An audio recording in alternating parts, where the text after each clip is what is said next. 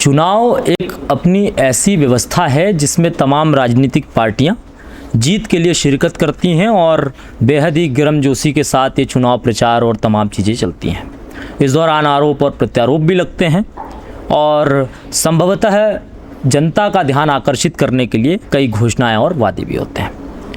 धार विधानसभा के इलेक्शन की तासीर इस बार अलग हो चुकी है। चतुष्कोणीय मुकाबला है और इस दौरान कई चीज़ें जो है सामने भी आती हैं। हमारे साथ भारतीय जनता पार्टी के दिग्गज नेता और इस क्षेत्र में पूरे पीथमपुर में भीष्म पितामह का रोल अदा करने वाले और इस राजनीतिक समीकरण को भारतीय जनता पार्टी के समीकरण में फिट करने वाले संजय वैष्णव हमारे साथ हैं। पिछले 15 दिनों से लगातार मेहनत चल रही है। तमाम पार्टियों के भी घोषणा पत्र आ चुके हैं, सभी शिरकत भी कर रहे हैं।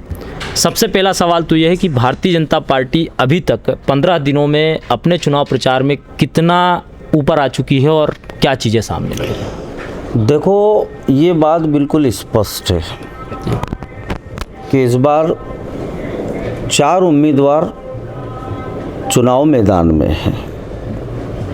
भारतीय जनता पार्टी की ओर से श्रीमती नीना विक्रम वर्मा हैं। कांग्रेस पार्टी की तरफ से श्रीमती प्रभा गौतम जी है। कांग्रेस की ओर से निर्दलीय उम्मीदवार प्रदेश कांग्रेस के महासचिव रहे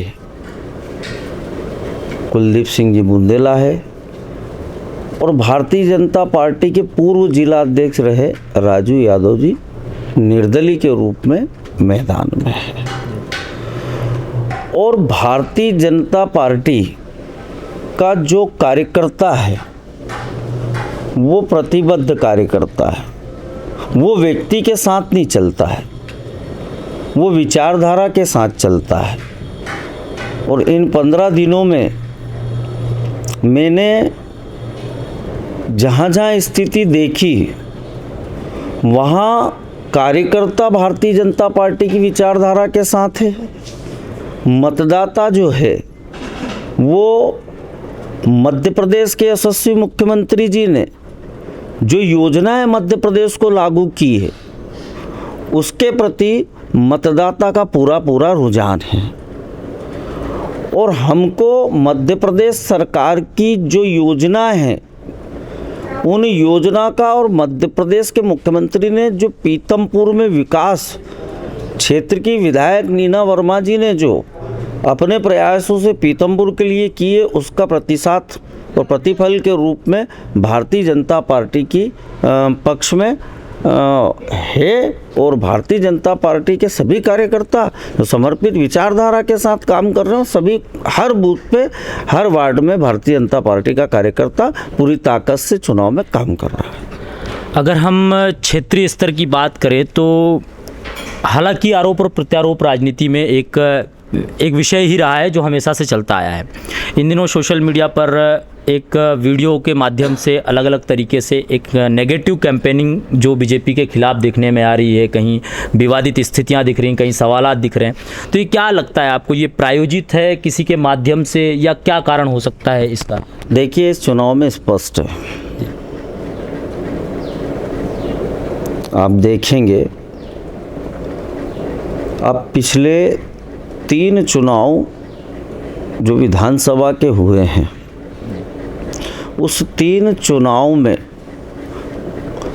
कुछ बीजेपी के लोग उनका आंतरिक गठबंधन कांग्रेस के साथ था जी।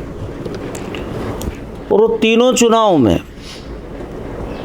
वरिष्ठ कार्यकर्ता के रूप में तो सम्मान पार्टी के अंदर प्राप्त करते थे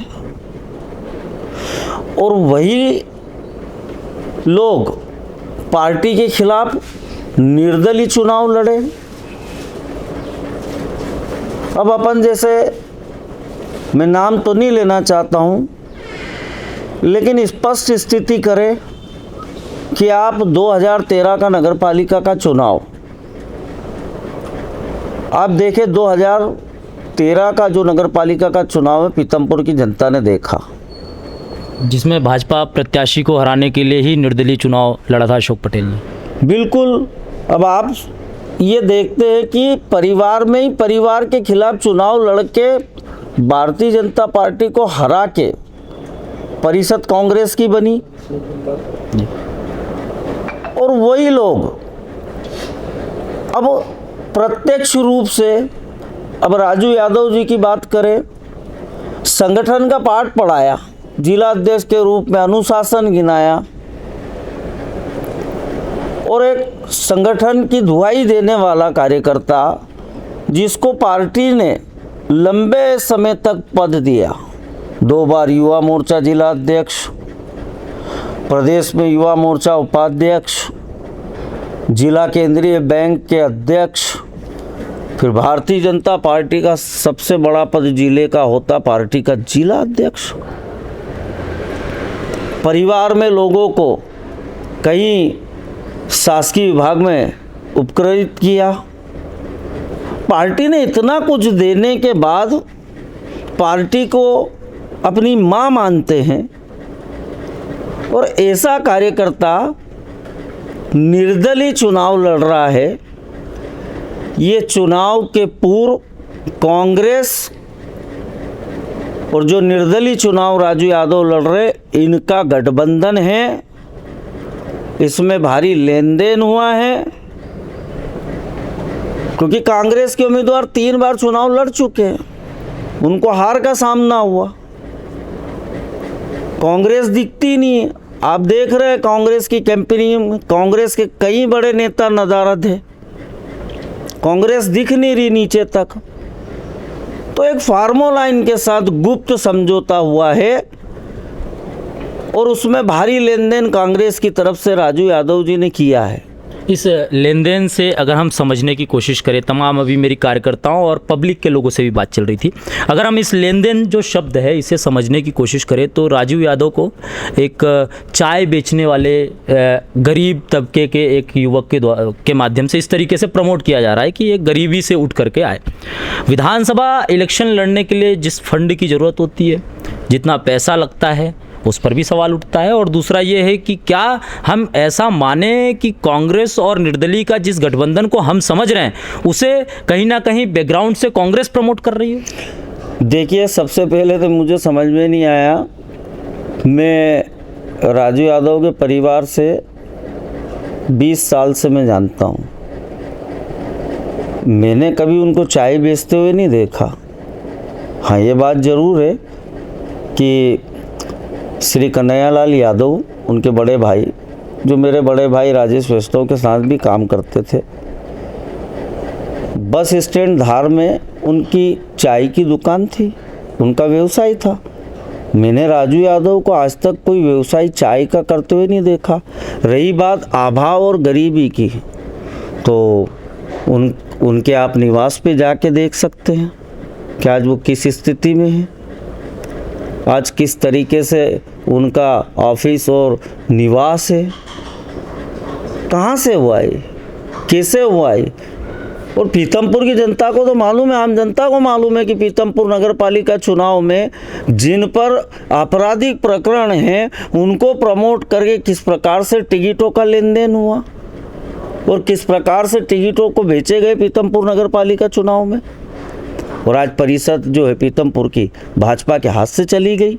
कि क्या ये माना जाए, जो ये आरोप लगता है कि नगर पालिका भारतीय जनता पार्टी के हाथ से गई, इसकी मुख्य वजह है अयोग्यों को टिकट देना रहा है। उनको किस तरह टिकट देगा? क्या अपने पद का दुरुपयोग किया गया या फिर किस तरह से एक साठगांठ की गई? बिल्कुल 101% ये जो चुनाव में जो कार्यकर्ता है, जो लगातार वार्डों में काम करता था, जिन्होंने 400 और 500 वोटों से चुनाव जीते थे, 5 साल तक उन्होंने मेहनत की गई, लेकिन पट्टेबाज की राजनीति में अब आप देखिए इंडोरमा में हम पिछली दफ़ा 4 सीटों पर विजय हुए, इस बार 4 हारे। इस बार 4 हारे, तो टिकट किन्होंने दिए? उनके ही पट्टे हैं जिनका व्यवसाय आप देखते हैं इंडोरमा में। और राजू यादव के खास नेता जो पूरा समीकरण देख रहे थे, मनोज जायसवाल, वो खुद अपना वार्ड नहीं बचा पाए, वो खुद चुनाव हारे। तो ऐसी स्थिति में भारतीय जनता पार्टी के कार्यकर्ताओं को जो जिस प्रकार से भ्रम है, ये कांग्रेस जीत नहीं सकती चुनाव को। 3 बार चुनाव लड़े, गौतम परिवार से ही चुनाव लड़े, पर उन कांग्रेस का आधार नहीं होने के कारण राजू यादव और उनके साथ जितने लोग हैं इनका गुप्त समझौता है, भारी लेन देन हुआ है और किसी भी तरीके से भारतीय जनता पार्टी यहाँ से चुनाव हारे, ये पूरी इनकी एक रणनीति है। लेकिन भारतीय जनता पार्टी का समर्पित कार्यकर्ता और जनता सब समझती है।